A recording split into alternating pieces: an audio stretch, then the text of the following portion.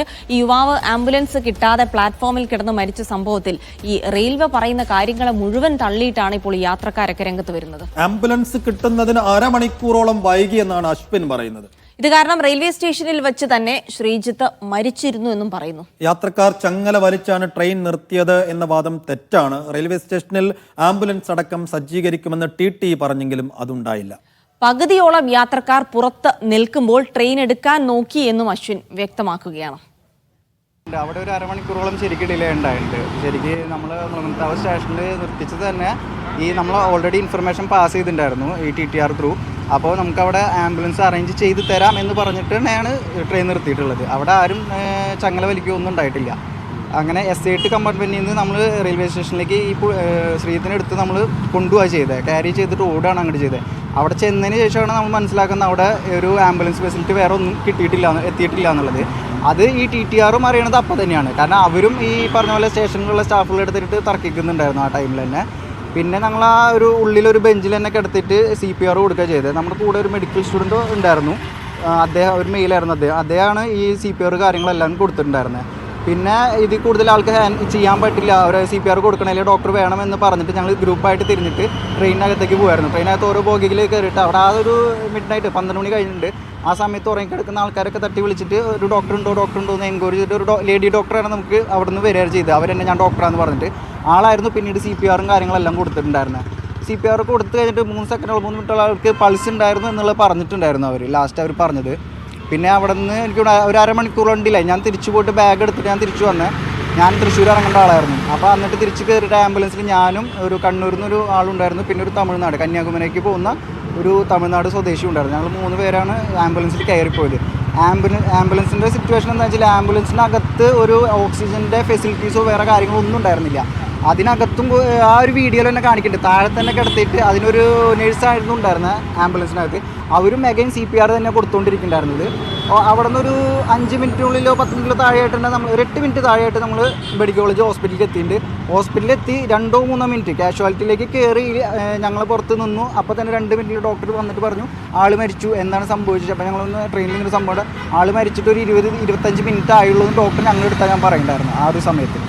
ഇതിനിടയിൽ എന്താണെന്ന് വെച്ചാൽ ട്രെയിൻ നിർത്തി ഞങ്ങൾ ഡോക്ടറെ നോക്കുന്നതിനിടയിൽ സ്റ്റേഷനിൽ ഈ ട്രെയിൻ എടുക്കാനുള്ള നിർദ്ദേശം പോയിട്ടുണ്ടായിരുന്നു. കാരണം സിഗ്നൽ മാറി പച്ച കത്തിയിട്ടുണ്ടായിരുന്നു. ഓറഞ്ച് കത്തിയപ്പോൾ തന്നെ അവിടെ ഒരു എനിക്ക് തോന്നുന്നു 30+ ആൾക്കാർ ട്രെയിനിന് പുറത്തുണ്ടായിരുന്നു. റെയിൽവേ സ്റ്റേഷനിൽ 50+ ആൾക്കാർ ഓരോരോ ബോഗിക്ക് നിന്നും പുറത്തിറങ്ങി നിൽക്കുന്നുണ്ടായിരുന്നു. അപ്പോൾ ഒരു ഇങ്ങനെ ട്രെയിൻ എടുക്കാനുള്ള ഒരു നിർദ്ദേശം ലൈറ്റും കണ്ടപ്പോൾ ആൾക്കാർ പാനിക്കായിട്ട് തിരിച്ചു കയറലും ഈ 2 ലേഡി TTRും അതിലൊരാൾ ലോക്കോ പൈലറ്റാണോ എന്ന് എനിക്ക് അറിയണ്ടായിരുന്നില്ല. ഒരു മെയിൽ TTR അവർ ട്രെയിനിലേക്ക് തിരിച്ചു കയറി.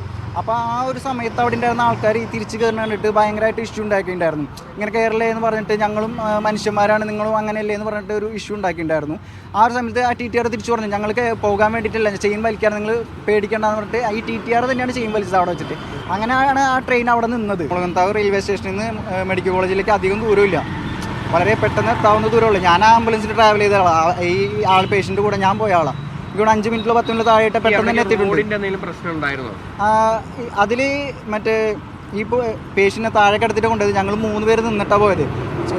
5 മിനിറ്റിനുള്ളിൽ എത്താവുന്ന ദൂരവും പിന്നെ ഇടുങ്ങിയ വഴി അല്ലെങ്കിൽ ഒരു വളവും തിരിവുള്ളതായിരുന്നു. കാരണം ഞങ്ങൾ 3 പേര് ഇങ്ങനെ പിടിച്ച് നിന്ന് പരസ്പരം കൂട്ടിയൊക്കെ ഇടിച്ചിട്ട് തന്നെയാണ് പോയിട്ടുള്ളത്. അതിൻ്റെ ഒരു ബുദ്ധിമുട്ടും കാര്യങ്ങളും ഉണ്ടായിരുന്നു. വണ്ടി കിടക്കാത്ത സ്ഥലമൊന്നുമല്ല. അല്ലല്ല, ആ ഒരു സമയത്ത് വേറൊരു ബ്ലോക്കോ കാര്യങ്ങളോ ഇല്ലാതെ തന്നെ ഹോസ്പിറ്റലിൽ എത്തിയിട്ടുണ്ട്. ഇല്ല അങ്ങനെ ഒന്നും സംഭവിച്ചിട്ടില്ല. അവിടെ ഓക്സിജൻ ഫെസിലിറ്റീസ് ഇല്ല എന്നുള്ളത് നമ്മൾ കിട്ടിയ ആംബുലൻസിൽ കയറ്റി കൊണ്ടുപോകുക എന്നുള്ളതായിരുന്നു. ആംബുലൻസ് വന്നു, കാരണം അത്രയധികം ആൾക്കാരും ഉണ്ടായിരുന്നു. ശരി, നട്രാജ് പരശുരാം വിശദാംശങ്ങൾ നൽകും. നട്രാജ്, എന്താണ് ഈ അശ്വിൻ പറയുന്നത്? ഇവിടെ ഇപ്പോൾ യാത്രക്കാരടക്കം റെയിൽവേയുടെ വാദങ്ങൾ പൂർണ്ണമായും തള്ളുകയാണ്. എവിടെയാണ് കാര്യമായ വീഴ്ചക്കാര്യത്തിൽ സംഭവിച്ചത്? ശ്രീജിത്തിനെ ആശുപത്രിയിൽ എത്തിക്കുന്നതിൽ ആ സമയത്ത് ഇടപെട്ട യുവാക്കളിൽ ഒരാളാണ് അശ്വിൻ. അശ്വിൻ്റെ വാദങ്ങൾ അതുകൊണ്ട് തന്നെ വളരെ വളരെ നിർണായകമാണ്. ഈ യുവാവിനെ ഏതാണ്ട് 25 മിനിറ്റോളം ആംബുലൻസ് കിട്ടാതെ റെയിൽവേ പ്ലാറ്റ്ഫോമിൽ കിടത്തിയെന്ന് നേരത്തെ തന്നെ നമ്മൾ റിപ്പോർട്ട് ചെയ്തതാണ്. അത് പല അധികൃതരും തള്ളുമ്പോഴും കൂടെ ഉണ്ടായിരുന്ന യാത്രക്കാരൻ വീണ്ടും റെയിൽവേയുടെ വാദങ്ങൾ തള്ളുന്നു എന്നുള്ളതാണ് ഏറ്റവും പ്രധാനപ്പെട്ട കാര്യം. കൃത്യസമയത്തുള്ള മെഡിക്കൽ ഇൻ്റർവെൻഷൻ നടത്തിയെന്ന് അധികൃതർ പറയുമ്പോഴും അത് ഉണ്ടായില്ല എന്ന് അശ്വിൻ പറയുന്നു. അശ്വിൻ പറയുന്ന പ്രധാനപ്പെട്ട കാര്യങ്ങൾ അരമണിക്കൂറോളം ആംബുലൻസ് എത്താൻ വൈകി, ഏതാണ്ട് ശ്രീജിത്ത് റെയിൽവേ പ്ലാറ്റ്ഫോമിൽ വെച്ച് എന്ന് മരിച്ചു എന്ന് അശ്വിൻ പറയുന്നുണ്ട്. യാത്രക്കാർ ചങ്ങല വലിച്ചാണ് ട്രെയിൻ നിർത്തിയത് എന്ന വാദവും അതുകൊണ്ടാണ് വൈകിയത് എന്ന വാദവും വിലപ്പോകില്ല. TTE മുഖാന്തരം നേരത്തെ തന്നെ ട്രെയിനിലുള്ളപ്പോൾ വിവരം മുളകുന്നത്തുകാവ് സ്റ്റേഷനിൽ അറിയിച്ചിരുന്നു. അവിടെ ആംബുലൻസ് എത്തും, കാര്യങ്ങളെല്ലാം റെഡിയാക്കിയിട്ടുണ്ട് എന്നാണ് TTEയും അതുപോലെ തന്നെ അധികൃതരും തങ്ങളെ അറിയിച്ചത്. പക്ഷേ അവിടെ എത്തിയപ്പോൾ അങ്ങനെ ആയിരുന്നില്ല കാര്യങ്ങൾ. 25 മിനിറ്റോളം അവിടെ ആംബുലൻസിന് കാത്ത് കിടക്കേണ്ടി വന്നു എന്ന് അശ്വിൻ പറയുകയാണ്. റെയിൽവേ പറയുന്നത് പോലെ ഇതൊരു റൂറൽ ഏരിയ ആയതുകൊണ്ടോ ആ റോഡിലേക്ക് രാത്രി സമയത്ത് എത്താനുള്ള പരിമിതി കൊണ്ടോ ഇങ്ങനെ വൈകില്ല എന്നും പറയുന്നു. അത്രയ്ക്ക് തടസ്സമൊന്നും മുളങ്കുന്നത്തുകാവിൽ നിന്നും അവിടെ നിന്നും ഏതാണ്ട് 5 മിനിറ്റ് ദൂരം മാത്രമുള്ള മെഡിക്കൽ കോളേജിലേക്കോ മറ്റോ എത്തിക്കാൻ തടസ്സമില്ല എന്നും TTമാർ പോലും അവിടെ എത്തിയപ്പോഴാണ് ഇക്കാര്യത്തിൽ ആംബുലൻസ് ഇല്ല എന്ന് അറിഞ്ഞ് തർക്കിച്ചത് എന്നും അശ്വിൻ പറഞ്ഞു വെക്കുന്നുണ്ട്. എന്തായാലും ഇക്കാര്യത്തിൽ ഇതിൽ ഏറ്റവും ശ്രദ്ധേയമായ കാര്യം ഈ പ്രശ്നങ്ങളൊക്കെ നടക്കുമ്പോഴും ട്രെയിൻ എടുക്കാനൊരു ശ്രമം നടന്നിരുന്നുവെന്നും അത് പിന്നീട് TT തന്നെ ചങ്ങല വലിച്ചാണ് ട്രെയിൻ നിർത്തിയത്.